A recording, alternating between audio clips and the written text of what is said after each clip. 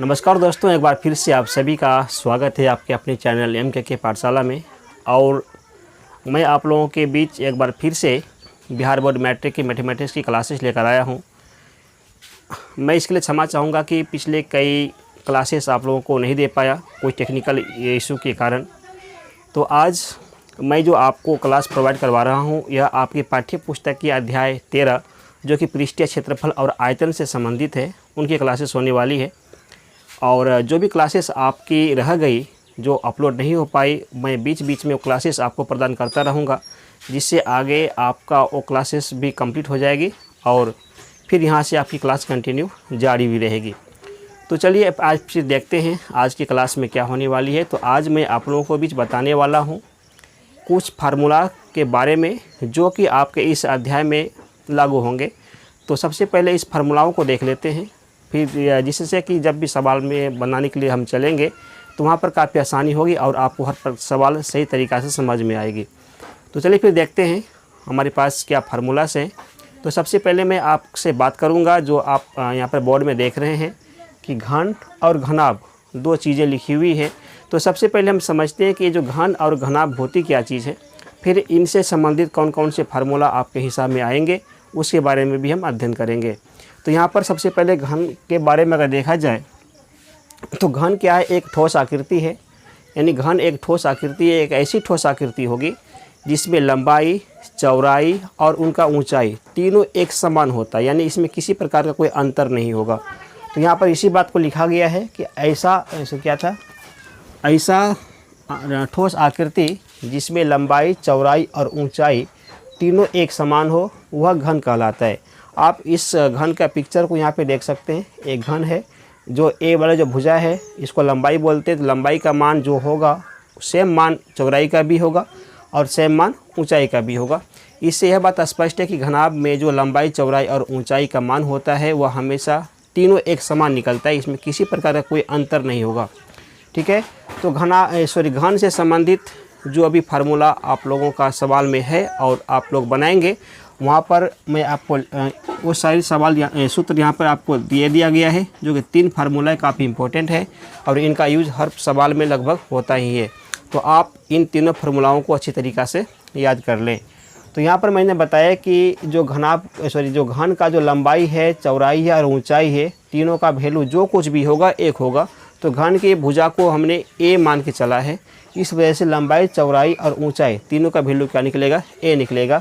और ए को हम भुजा मानते हैं, यानी एक क्या हो गया, ए को भुजा मानते हैं, जिसको मैंने यहाँ पर दिखा दिया है कि ए को जो है भुजा माना गया है।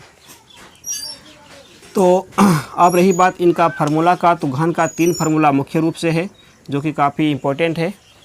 जैसे कि घन का पृष्ठीय क्षेत्रफल 6a², घन का आयतन 1 घन का विकर्ण √3a होगा। तो आप इन तीनों फार्मूलाओं को अच्छी तरीक़ा से याद कर लें। उसके बाद हम आते हैं घनाभ के बारे में। घनाभ क्या होता है? तो घनाभ और घन में बस इतना सा ही अंतर है, बहुत ही छोटा सा अंतर इसमें है कि घन में जो प्रत्येक जो माप होता था लंबाई, चौड़ाई और ऊंचाई का, तीनों एक समान होता था। लेकिन घनाभ में क्या होगा, यह मान एक समान नहीं होगा। यानी कि जो 3 मान है लंबाई, चौड़ाई और ऊंचाई, इन 3 मानों में से कोई भी एक मान इन दोनों से अलग हो सकता है या फिर तीनों का तीनों मान अलग अलग हो सकता है। यानी कि हम सीधे सा इसका मतलब ये निकाल सकते हैं कि ऐसा ठोस आकृति जिसमें लंबाई, चौड़ाई और ऊंचाई एक समान नहीं हो, यानी इसमें परिवर्तन होगा, तीनों एक समान कभी नहीं मैच करेगा। तो ऐसा कंडीशन में हम बोलेंगे यह ठोस आकृति क्या चीज़ की है, घनाभ की है। और इसमें जो यहाँ पर पिक्चर में ड्रॉ किया गया है, ये जो लंबाई है, ये जो भुजा है, इसको क्या दिखाया गया है, इसको लंबाई के रूप में दिखाया गया है। और ए वाले भुजा को चौड़ाई के रूप में दिखाया गया है। और ये जो ऊपर से नीचे है ऊंचाई, इसको एच के रूप में, ऊंचाई के रूप में दिखाया गया है। तो यहाँ पर यल, बी, एच का जो मान है, तीनों मान अलग अलग हो सकता है। इसमें ज़रूरी नहीं है कि तीनों एक समान हो, क्योंकि ये घनाभ की आकृति है। तो यहाँ पर मैंने लंबाई को यल से शो किया है, चौड़ाई को बी से और ऊंचाई को एच से। तो घनाभ के लिए मुख्य सूत्र इनका भी सूत्र होता है जो आपके सामने स्पष्ट है कि घनाभ का जो पृष्ठीय क्षेत्रफल होगा क्या होगा, 2 × LB + BH + LH, इसको याद रखेंगे। घनाभ का आयतन होगा LBH, यानी L × B × H। और घनाभ का विकर्ण का फार्मूला होगा √L² + B² + H²। तो मैं उम्मीद करूंगा कि ये सभी फार्मूला को आप अच्छी तरीक़े से याद कर लेंगे ताकि सवाल में किसी प्रकार कोई दिक्कत ना हो। तो चलिए फिर इसके आगे और कौन से सूत्र हैं जो कि सवाल में आने वाले हैं, इस चैप्टर में आने वाले हैं, उनका अध्ययन करते हैं। फिर हम बारी बारी से इस चैप्टर के तमाम सवालों को देखेंगे।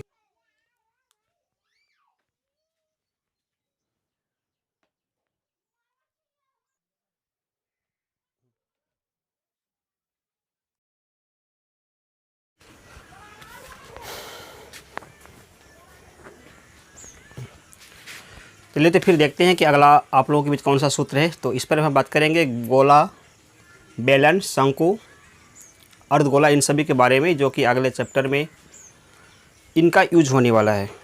तो जैसे यहाँ पर बेलन देखा जा रहा है, तो बेलन का जो आकृति होता है बिल्कुल इसी टाइप का आकृति होती है। और यहाँ से जो ये पार्ट बना हुआ है बिल्कुल केंद्र से ये परिधि तक, इनको आर से दिखाया जाता है और इनके जो हाइट है उसको एस से दिखाते हैं, ऊंचाई को।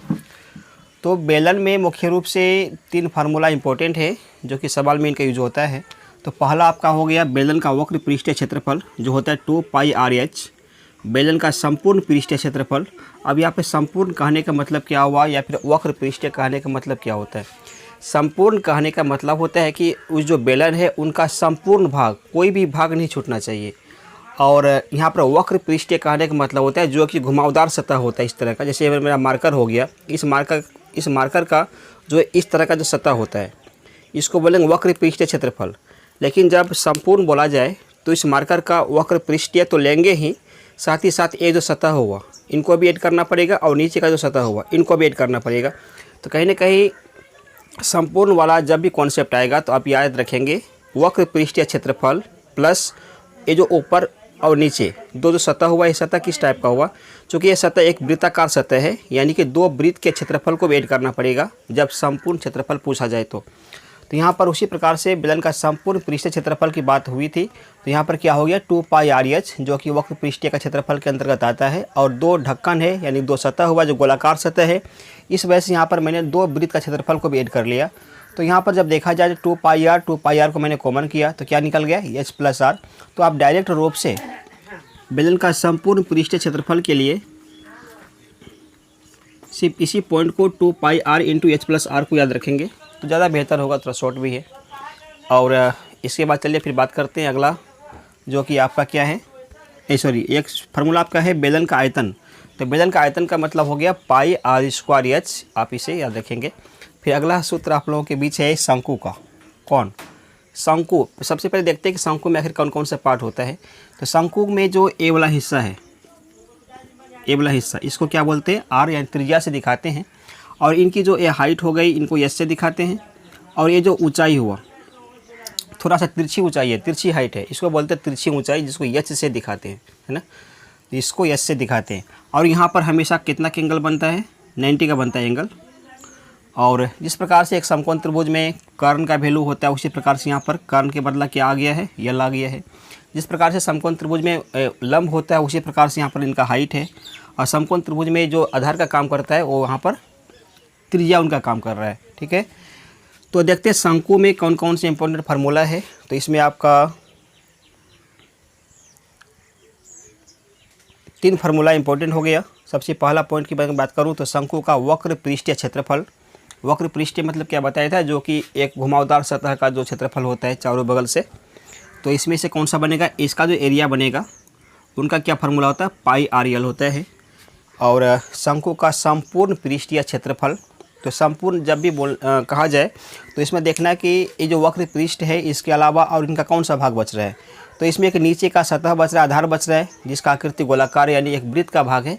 तो वक्र पृष्ठीय क्षेत्रफल में से क्या करना पड़ेगा? इस वृत्त को क्षेत्रफल भी इसमें ऐड करना पड़ेगा जो संपूर्ण कहलाएगा। तो फिर यहाँ से कुछ कॉमन अगर होगा तो कर लेते हैं। तो यहाँ पर मैंने πr को कॉमन किया है तो निकल गया l+r। तो आप डायरेक्ट रूप से शंकु का संपूर्ण पृष्ठीय क्षेत्रफल अगर पूछा जाए तो आप इसे याद रखेंगे πr × l+r। अगला आपका फार्मूला है, अच्छा इसमें कुछ और यल, एच और आर के बारे में भी इसमें लिखा गया है। कई बार सवाल में क्या होता है कि एच दिया रहता है, आर दिया रहता है, यल का मान नहीं होता है और सवाल में यल का काम पड़ता है। ऐसे कंडीशन में हमें यल का मान निकालना होगा।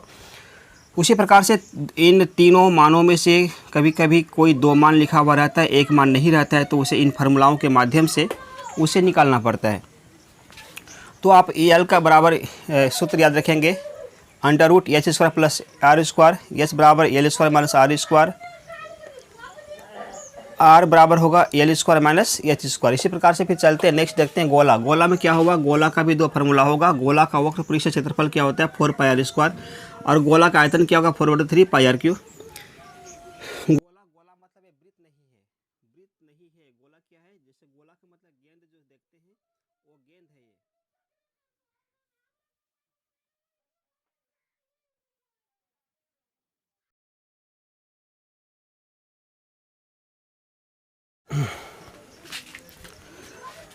अब इसमें बात किया जाए अर्धगोला के बारे में, तो अर्धगोला में जो है मुख्य रूप से 3 सूत्र को मैंने यहाँ पे दिया है। जो सबसे पहला सूत्र होगा, सबसे पहले अर्धगोला में देख लेते हैं। ये अर्धगोला का जो यहाँ से यहाँ तक का जो ये लाइनिंग है इनको आर बोलेंगे, और इसका यहाँ से नीचे का जो भी लाइनिंग है वो भी क्या होता है आर होता है। यानी कि अर्धगोला का ऊंचाई त्रिज्या के बराबर ही होती है। कई बार इनका कॉन्सेप्ट आएगा सवालों में, जहाँ पर आप ये ध्यान रखेंगे कि अर्धगोला का जितना आर होता है उतना ही इनका ऊंचाई भी होता है। तो चलिए फिर इसका फार्मूला देखते हैं। तो पहला सूत्र है कि अर्धगोला का वक्र पृष्ठीय क्षेत्रफल क्या होगा। तो जैसे कि पूरा गोला का था वक्र पृष्ठीय क्षेत्रफल 4 पाई आर स्क्वायर, अर्धगोला बोला गया है तो यहाँ पर इनका हाफ कर लेंगे तो 2 पाई आर स्क्वायर निकलेगा। फिर बोला गया अर्धगोला का संपूर्ण पृष्ठीय क्षेत्रफल, तो वक्र पृष्ठ में तो 2 पाई आर स्क्वायर पहले से था, लेकिन संपूर्ण का मतलब हो गया अर्धगोला जब किसी गोला को जब काटा जाए तो यहाँ एक सतह का निर्माण होता है, ये वाला सतह जो कि एक वृत्ताकार सतह है। यानी 2 पाई आर स्क्वायर में इन सतहों को जब ऐड कर दिया जाए, यानी कि 2 पाई आर स्क्वायर और एक सतह की वजह से हो गया पाई आर स्क्वायर जो कि एक वृत्त का क्षेत्रफल है। तो कुल मिलाकर के यहाँ पर निकलेगा 3 पाई आर स्क्वायर जो कि इनका संपूर्ण पृष्ठीय क्षेत्रफल होगा। ठीक है, उसके बाद होगा अर्धगोला का आयतन। तो अर्धगोला का आयतन भी यहाँ से हाफ कर लेंगे। पूरा गोला का आयतन था 4/3 पाई आर क्यू, तो आधा गोला रहेगा तो 4 का आधा क्या बनेगा 2 बन जाएगा, यानी कि 2/3 पाई आर क्यू। तो यहाँ पर आपने गोला, शंकु और अर्धगोला, बेलन से संबंधित तमाम सूत्र को आपने देखा, जिनका यूज अभी आपको 13.1 से जो भी सवाल बनेंगे उनमें इनका यूज होने वाला है।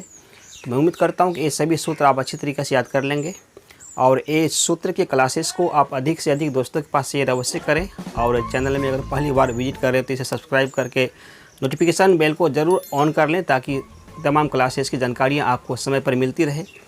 तो चलिए फिर मिलते हैं नेक्स्ट क्लास में 13.1 से संबंधित तमाम सवालों के साथ, और उनसे आगे के तमाम क्लासेस आपको कंटिन्यू इसी प्रकार से मिलती रहेगी। तो फिर मिलते हैं अगले क्लास में।